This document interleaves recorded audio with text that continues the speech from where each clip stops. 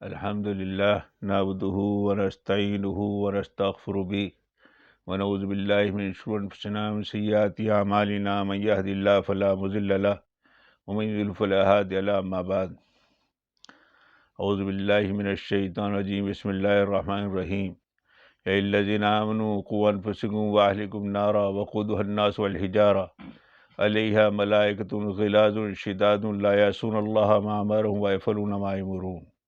صدق اللہ العظیم۔ میرے محترم بزرگوں، دوستو، میں نے چند مرتبہ والدین کے حقوق کے بارے میں عرض کیا۔ آج میں اولاد کے حقوق کے بارے میں چند باتیں عرض کروں گا اور انشاءاللہ 2-3 درسوں کے اندر اولاد کے حقوق واضح کرنے کی کوشش کروں گا۔ ایک مرتبہ حضرت عمر تعالیٰ کی عدالت میں ایک باپ نے نالش کی، مقدمہ پیش کیا کہ میرا بچہ جو ہے بہت نافرمان ہے، میرا کہنا نہیں مانتا، وہ میرے حقوق ادا نہیں کرتا۔ حضرت عمر تعالیٰ نے جب غصے سے بچے کی طرف دیکھا، اس سے پوچھا کیوں بھائی تم اپنے باپ کے حقوق ادا نہیں کرتے؟ تو اس بچے نے سوال کیا کہ ماں باپ کے یہ حق ہیں کہ بچے کا بھی ماں باپ پہ کچھ حق ہے؟ حضرت عمر تعالیٰ نے نہیں، اولاد کے ہی ماں باپ پہ حق ہے، آپ بتا دیجیے کیا حق ہے؟ حضرت عمر تعالیٰ نے فرمایا کہ ایک بچے کے باپ پر 3 حق ہیں۔ پہلی بات تو یہ کہ اچھی خاندانی عورت سے شادی کرے، دوسری بات یہ کہ اس کا اچھا نام رکھے، تیسرا حق یہ ہے کہ اس کو اچھی تعلیم و تربیت دے۔ اس بچے نے کہا انہوں نے ایک باندی سے شادی کی ہے، پہلے تو انہوں نے یہ کام کیا، اس کے جیسے اخلاق وغیرہ ہوتے ہیں، معیار ہوتا ہے، آپ اچھی طرح جانتے ہیں۔ دوسرے انہوں نے میرا نام رکھا جعل، جس کے معنی آتے ہیں گو کا کیڑا۔ اور تیسری بات یہ کہ انہوں نے زندگی میں کبھی کوئی بھی اچھی بات مجھے نہیں بتلائی۔ حضرت عمر نے غصے سے باپ کی طرف کو دیکھا، وہ جاؤ بچے کے حقوق ادا کر کر آؤ، جو اپنے حقوق کا مطالبہ کرنا۔ یہ بات ذہن میں رہے، شادی جو ہے وہ خاندانی عورت سے اگر کی جائے گی تو بچوں پر اس کے اثرات ہوتے ہیں۔ کہیں بھی ذرا سا آنکھ لڑی اور شادی کر لائے، مزاج مختلف، خاندان مختلف، ان چیزوں سے گھر کے اندر بھی ٹینشن پیدا ہوتی ہے۔ اس لیے بات ذہن کے اندر رہے، والدین کی مرضی سے اور اگر شادی کی جائے اور بہت دیکھ بھال کی جائے تاکہ خاندانی اصول رسوخ برابری ہو کچھ رقم۔ اس وجہ سے فرمایا کفو شریعت میں برابر کے لوگوں میں شادی کرنی چاہیے، جو مجھے شادی کے اوپر بیان نہیں کرنا۔ دوسری بات یہ کہ اچھا نام رکھنا چاہیے۔ امام غزالی رحمۃ اللہ نے لکھا ہے رسول اللہ صلی اللہ علیہ وسلم کے 4 چچا تھے، 2 کے نام میں شرک پایا جاتا تو وہ ایمان نہیں لائے، 2 کے نام میں شرک نہیں پایا جاتا تو وہ ایمان لیا ہے۔ نام کے بڑے اثرات ہوتے ہیں، آپ اولاد کے اچھے نام رکھیں گے تو اس کے اچھے اثرات ہوتے ہیں۔ بعض لوگ کچھ بھی نام رکھ دیتے ہیں، بٹو، گٹو، سٹو، یہ کوئی نام ہے؟ ایک صاحب ایک مرتبہ بیٹھے ہوئے تھے ایک مجلس میں، عید سے پہلے، بولے ہم ٹومی کے لیے کپڑے لے کر آئے، تو اسے پوچھنے لگا کہ کتے کے بھی کپڑے بتا؟ ارے نہیں ہمارے بیٹے کا نام ہے۔ میں نے اچھا، میں نے ہمارے رینجر صاحب تھے، ان کی کتے کا نام ٹوبو تھا، تو میں سمجھا شاید ٹومی کو کتا ہوگا۔ بچوں کے نام کچھ بھی رکھتے ہیں آپ، اس لیے نام اچھے رکھنے چاہیے۔ یہ بات ذہن کے اندر ہے، یہ نام اچھے ہوں گے تو اس کے بڑے اثرات ہوتے ہیں۔ تیسری بات یہ بچوں کو اچھی تعلیم و تربیت دینا۔ حدیث شریف کے اندر آتا ہے جو شخص جس بچے کا پہلا کلمہ لا الہ الا اللہ ہوگا اور آخری کلمہ لا الہ الا اللہ ہوگا، اس کے بیچ کے تمام گناہ معاف کر دیے جائیں گے اور والدین کی مغفرت ہو جائے گی۔ اسی وجہ سے اس بات کی کوشش کریں جب بچہ بولنے کے قابل ہو۔ ہم نے دیکھا ہے ماؤں کو، دیندار ماؤں کو، اللہ اللہ اللہ اللہ، لا الہ الا اللہ، لا الہ الا اللہ، حسبی ربی جل اللہ، لا الہ الا اللہ، اس طرح کے گنگناتی ہے تاکہ بچہ پہلی مرتبہ جو بولے وہ لا الہ الا اللہ اس کی زبان سے نکلے۔ اس پہ فرمایا گیا اگر کسی کا پہلا جملہ لا الہ الا اللہ ہوگا اور آخری اس کا بیچ میں کا حساب ہی نہیں ہوگا اور والدین کی مغفرت ہو جائے گی۔ اس لیے بچوں کو اچھی تعلیم و تربیت دینی چاہیے، تعلیم و تربیت، اور خاص کر بچوں کو خالص توحید سکھانی چاہیے۔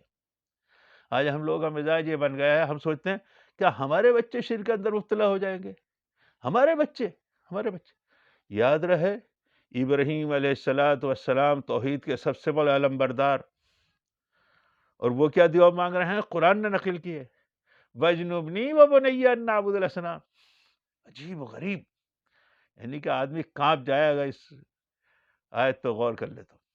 ابراہیم علیہ السلام وہ توحید کے سب بڑے علم بردار، وَاجْنُبْنِي، اے اللہ مجھے بھی بچانا اور میری اولاد کو بھی بچانا. کائے سے؟ یہ نہیں کہا شرک سے بچا دینا، شرک خفی سے بچانا، بدعت سے بچا دینا، ان نعبد الاسنام، بت پرستی سے بچا دینا. یعنی اللہ آپ بچا سکتے ہیں اپنے آپ کو بھی، اے اللہ مجھے بھی اور میری اولاد کو بت پرستی سے بچا دینا. آپ غور کریں، ابراہیم علیہ السلام جب یہ دعا مانگ رہے ہیں کہ مجھے بھی، ہماری اور آپ کا کیا بوتا ہے، اور ہم ہر بات پہ اس بات کو کہہ کر ہمارے بچے، ہم بڑے مطمئن ہیں اپنے بچوں کو اسکولوں کالجوں کا حوالے کر کے، کانوینٹ اسکولوں کا حوالے کر کے، کہ نہیں ہمارے بچے تو ہمارے بچے ہیں، ہمارے بچوں کا عقیدہ کیسے بگڑ جائے گا. عجیب و غریب بات. اور کانوینٹ وغیرہ اسکول جو ہے، ایک صاحب مجھ سے کہنے لگے ارے کانوینٹ اسکول یہ مشنری اسکول ہیں، اس میں زیادہ جو ہے اس میں فیس وغیرہ نہیں ہوا کرتی، کانوینٹ اسکول ہے. میں نے بھائی مشن ہی اسکول، ان کا کوئی مشن ہے، ان کا دین، بچوں کے ایمان اور دین کو کھرچنے کا ان کا مشن ہے بھائی، کوئی سمجھا کرو. عجیب بات. صرف ابراہیم علیہ السلام نہیں، ان کے پوتے حضرت یعقوب علیہ السلام، آخری وقت کی ان کی، میں اس وجہ سے کہہ رہا ہوں ہم میں سے ہر شخص کی فکر ہونی چاہیے جو یعقوب علیہ السلام کی قرآن میں بیان کیا گیا اور قیامت تک کے لیے قرآن ہے. ام کنتم شہداء اذ حضر یعقوب الموت اذ قال لبنیہ ما تعبدون من بعدی قالوا نعبد الہک الہ آبائک ابراہیم واسماعیل واسحاق الہا واحدا ونحن لہ مسلمون. عجیب و غریب بات. 12 بچے ان کے بیٹھے ہوئے ہیں، ان بچوں میں ایک نبی بھی ہے یوسف علیہ السلام، اور وہ 11 بچے وہ بھی سدھر چکے ہیں، سب کچھ معافی تلافی سب ہو چکی ہے، آخری وقت ہے. اور قرآن نے یہ وصیت نقل کی ہے کیا؟ ہمیں اور آپ کو سنانے کے لیے کہ ہماری اور آپ کی آخری فکر کیا ہونی چاہیے. آخری وقت ہے تو کیا کہتے ہیں؟ اور اللہ مخاطب کر کے کہتے ہیں حضور صلی اللہ علیہ وسلم، ہم کنتم شہداء اذ حضر یعقوب الموت، اے محمد کیا تم اس وقت حاضر تھے، موجود تھے جس وقت یعقوب کا آخر وقت؟ نہیں تم موجود نہیں تھے، ہم بتا رہے ہیں. انہوں نے کیا کہا؟ اذ قال لبنیہ ما تعبدون من بعدی، میرے بچوں میری جان نرخرے میں اٹکی رہے گی جب تک میں اس بات کا یقین نہیں کر لوں میرے بعد تم عبادت کس کی کرو گے. وہ انہی کے بیٹے تھے. انہیں ابا جان آپ کائے بات کی، کس بات کی فکر کرتے ہیں؟ نعبد الہ کا الہ بھائی کا ابراہیم، اس میں ہم تو آپ کے معبود کی، آپ کے باپ اسحاق اور دادا ابراہیم علیہ السلام کے معبود کی عبادت کریں گے. نحن لو مسلمون، ہم تو انہیں کے اوپر سر جھکائے ہوئے ہیں، آپ کیسی بات کر رہے ہیں. یاد رہے اپنے بچوں کو آپ توحید سکھائیں، وحدانیت سکھائیں، اور بچوں نے یہ نہیں سیکھا تو توہم پرستی کا اندر مبتلا ہو جائیں گے. بچے توہم پرستی کا اندر مبتلا ہو جائیں گے. بچوں کو اس طرح سکھایا. میری ایک بچی ایک اسکول میں پڑھتی تھی، 6-7 سال کی تھی. ایک لڑکی لے کے آئی، یہ صاحب مدینے فلاں صاحب کا خواب ہے، اور بہت تقسیم ہو رہا تھا لوگوں کے درمیان میں، اسے اگر چھپا کر بیچیں گے تو اتنا فائدہ ہو جائے گا، یہ ہو جائے گا، وہ ہو جائے گا. اور ایک صاحب نے اسے کاغذ کو پھاڑ دیا تھا تو وہ الٹے ہو گئے. میری بچی نے لے کے وہ کاغذ اور 10-15 ٹکڑے کر کے ان کے ہاتھ میں دے دیے، لو میں تو نہیں الٹی ہوئی. بچوں کی توحید ایسی ہونی چاہیے کہ صرف اللہ کی ذات ہے کرنے والی، اس کے علاوہ کوئی نہیں ہے. میں اس وجہ سے کہہ رہا ہوں یہاں لکھنؤ میں توہم پرستی کا اڈا ہے. میں صرف ایک مثال اس کی دیتا ہوں. اس توہم پرستی سے میرا 1.5 لاکھ روپے کا نقصان ہوا ہے، 1.5 لاکھ روپے کا نقصان ہوا ہے. ایک صاحب نے مکان بنایا اور میرے حوالے کیا کہ آپ اسے بیچ دیجئے، 20,000 سے اوپر کا جتنے کا بھی بکے گا تو یہ آپ کے. میں نے 21.5 لاکھ کا اس کا سودا کر دیا. وہ بہت تعلق والے، جان پہچان والے نا، انہوں نے ایک جگہ تصدیق بھی کر لی کہ بولے نہیں مکان بالکل صحیح ہے. لیکن 2-3 دن بعد سے انہوں نے فون اٹھانا بند کر دیا. میں بڑا پریشان. بہرحال کوئی بات نہیں، وہ ایک اور صاحب کو بیچ دیا گیا مکان. وہ 6 مہینے بعد وہ صاحب مجھ سے ملے اور مجھ سے میں نے ان سے پوچھا بھائی آپ نے فون کیوں نہیں اٹھایا؟ بولے اصل میں ایک صاحب وہاں ملے تھے، ایک پڑوس کے ایک صاحب لگ گئے تھے سستا لینے کے چکر میں، وہ ہر ایک کو برگلا دیا کرتے تھے. ایک صاحب نے یہ بتایا کہ یہ مکان کے اندر اثرات ہیں اور کوئی آدمی اس میں 6 مہینے سے زیادہ نہیں رہ پاتا. میں نے ان سے اللہ میں نے آپ کو عقل بالکل نہیں دی. اس کا جو کچن ہے اس میں ایک مرتبہ ایک کپ چائے نہیں بنی، اس کے اوپر جو پنکھا لگا ہوا ہے اس کی پنی نہیں چھوٹی، کوئی بھی چیز کی کوئی داغ دھبا. اور آپ کو یہ بتائے گا کوئی آدمی بھی 6 مہینے سے زیادہ نہیں رہ پاتا، وہ تو عالم ہو کر اثرات کو ختم نہیں کر سکے، آپ کیسے کر دیں گے؟ آپ آ گئے بات میں، آپ نے بالکل تحقیق ہی نہیں کی اس بات کی. بس کوئی کہہ دے کہ اس میں اثرات ہیں. اور ایک بات اور بتا دوں، یہاں لکھنؤ میں اگر آپ سے کوئی کہے، ایک صاحب مجھے زبردستی پکڑ کے ایک اپنے گھر میں لے گئے، وہ دیکھیے مولانا یہاں اثرات ہے نہیں. میں نے مجھے تو نظر نہیں آ رہا. ارے ہم سمجھتے تھے آپ بڑے عالم ہیں. میں نے تو نہیں کہا کبھی عالم اپنے آپ کو، میں تو طالب علم بتاتا ہوں اپنے آپ کو.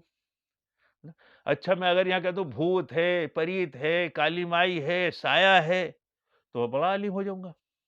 عجیب بات نا. میں نے بھائی خالی گھر پڑا ہوا ہے، بنا ہوا 2-4 سال سے، اور ایک طرف کو گرا ہوا بھی تھا لکھوری اینٹ کا پرانا جیسا وہ ہوتا ہے. میں نے جو خالی گھر ہوتا ہے اس میں جنات رہتے ہیں، آپ آئیے رہیے، یہ قرآن کی تلاوت ہوگی، یہ سب ختم ہو جائے گا.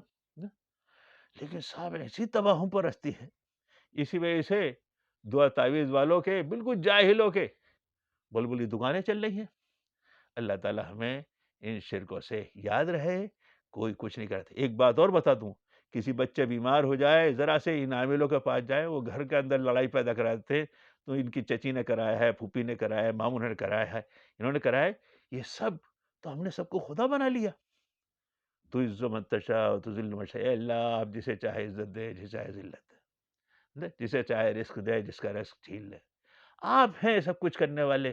یاد رہے کوئی غم نہیں، ساری خدا ہی مخالف کافی اگر ایک خدا میرے لیے ہے. میرے دوستو بزرگوں، ہر وقت ہر حالات میں اپنے بچوں کو توحید سکھانی چاہیے کہ صرف ایک اللہ کے کرنے سے ہوتا ہے. اللہ سب کچھ کر سکتا ہے، اللہ کا غیر کچھ نہیں کر سکتا. اللہ تعالی ہمیں ہر وقت ہر حالات میں اپنے بچوں کے اندر توحید گھٹی بنا کر پلانے کی اللہ تعالی ہمیں سب کو توفیق نصیب فرمائے. وآخر دعوانا الحمدللہ رب العالمین.